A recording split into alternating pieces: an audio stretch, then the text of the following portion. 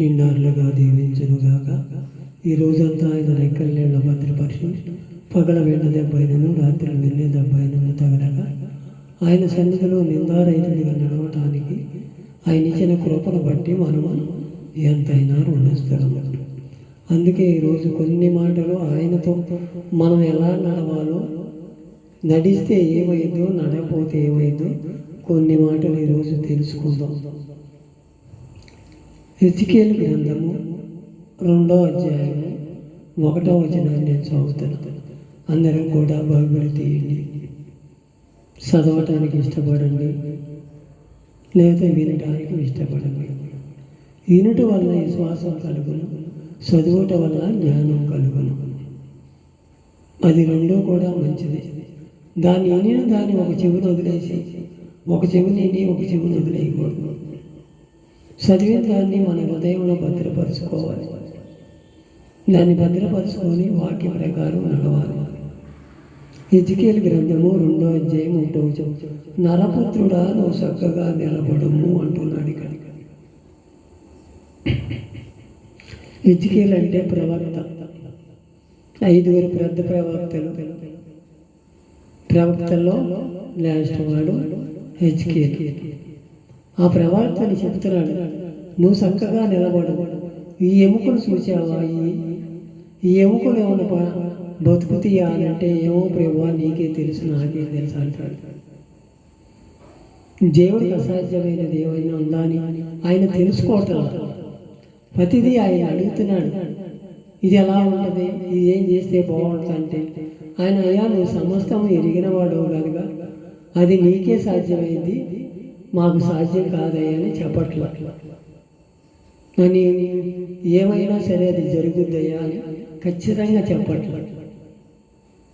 ఆయన నిజమైన దేవుడు కదా మనకి. ఆయనతో మనం ఎలా ఉండాలి? చక్కగా నిలబడమంటే మనం ఎక్కడ నిలబడుతున్నామో కొన్ని మాటలు తెలుసుకోవాలి. ఈరోజు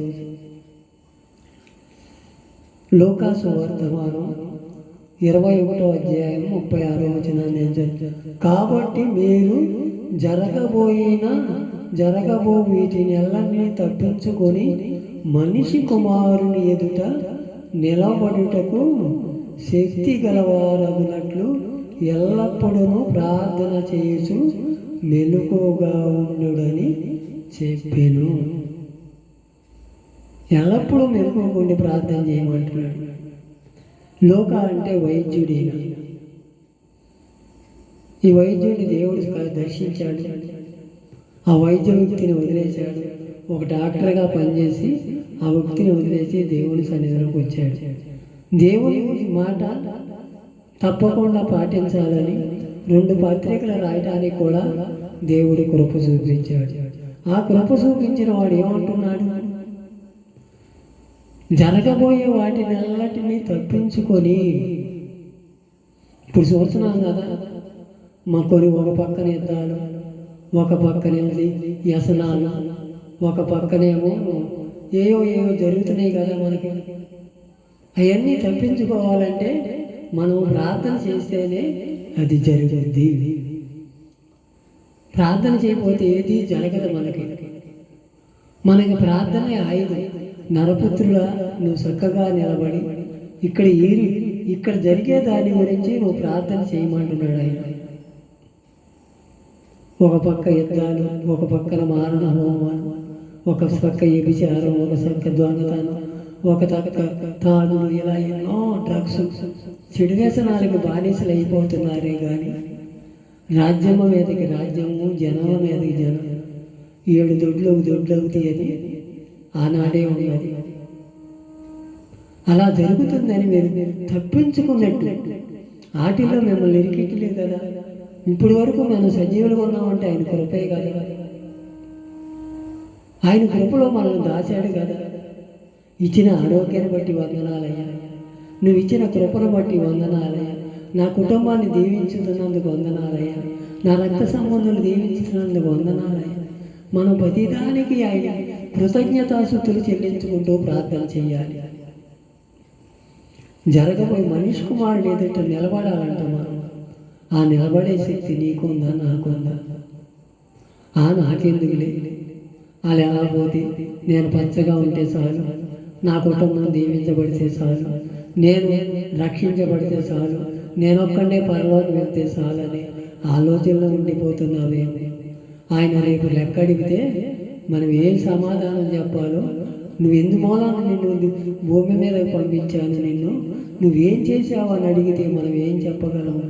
కొన్ని మాటలు మనం తెలుసుకోవాలని ఏదట. ఆయన రాకడొచ్చినప్పుడు, మన పోకడొచ్చినప్పుడు అన్నీ జ్ఞాపకం ఉంచుకుంటాడు. నువ్వు చేసిన ఇక్కడ ఘనకార్యాలన్నీ కూడా ఆయన మన పుస్తకంలో లిఖించి ఉంచాడు. ఏది కూడా మరిచిపోయేవాడు కాదు. దేవుడు అన్యాయస్తుడేవి కాదు.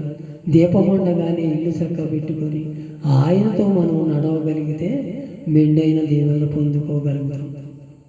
అలాంటి స్థితిలో నడవాలని దేవుడు కోరుకుంటున్నాడు. నీకు నాకు ఆ స్థితి ఉన్నదా? యెషయా గ్రంథం 49వ అధ్యాయము 10వ వచనం.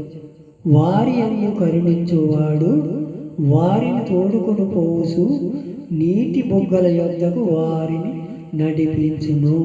కాబట్టి ఆకలైనను దప్పికైనను కలగదు, ఎండమాములైనను వారికి తగలదంట. నీటి బొగ్గలంటే వాక్యం. ఆ వాక్యం అనే జీవధార మనలో ఉంటే, ఆ వాక్యం అనే మేలైన మార్గం మనం నడవగలిగితే, ఆ వాక్యాన్ని మనం నెవరం వేసుకుంటూ ప్రతిదీ మనం చదవగలిగి ఏది మంచో ఏది చెడో తెలుసుకొని మేలైన మార్గంలో నడిస్తే జీవ మార్గంలో ఉంటాం. నేను నా మార్గమే నడుస్తాను, నాలోని నేనే గొప్ప, నేనే ఇది అనే ఆలోచనలో ఉంటే మనం పాతాళానికి వెళ్ళిపోతాం. ఆయన ఏమంటున్నాడు? వారి యందు కనికరపడాలంట.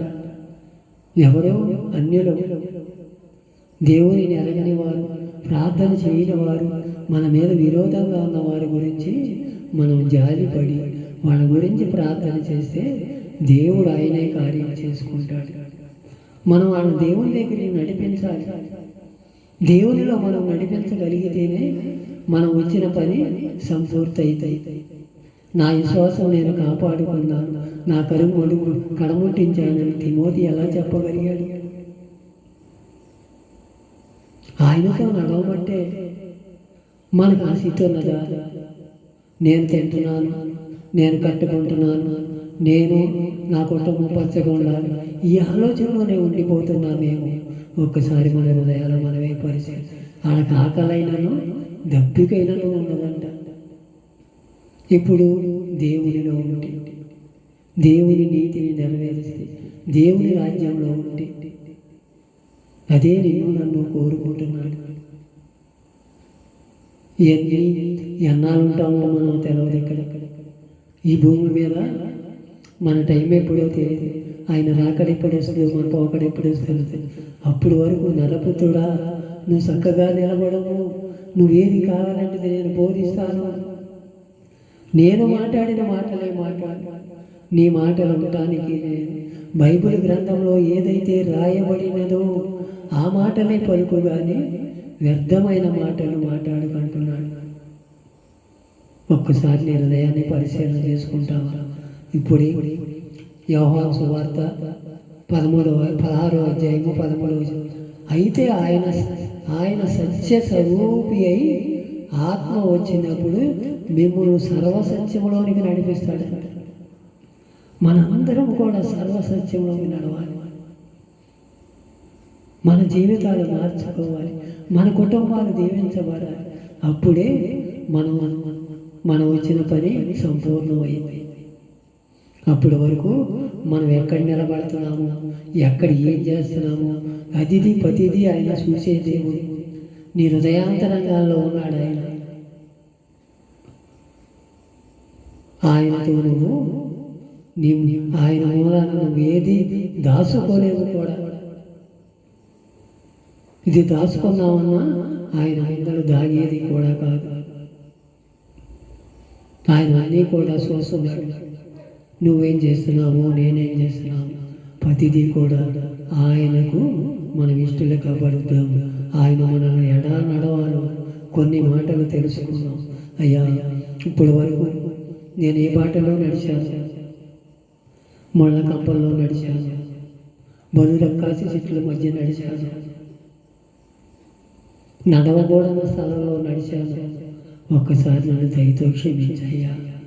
ఇప్పుడు వరకు నీ సన్నిధిలో నడవాలని, నీ సన్నిధిలో కనిపెట్టుకొని ప్రార్థన చేయాలని ఆశ కలిగి ఉందయ్యా. ఆశ గల ప్రాణాన్ని తృప్తిపరుస్తావంట. నన్ను మార్చయ్యా, నా కుటుంబాన్ని మార్చయ్యా, నా జీవితమే మార్పులోకి రావాలయ్యా. నీ చిత్తంలో నన్ను నడిపించయ్యా. ఆయన పాద సన్నిధికి మనం అప్పగించుకొని ఆయనతో నడిచి ఆయనను సర్వసత్యంలో నడిపిస్తాడంట. నిన్ను నన్ను ఆ సర్వసత్యంలోనికి నడిపించి మేలైన మార్గంలో నడిపించును గాక. ఆమేన్.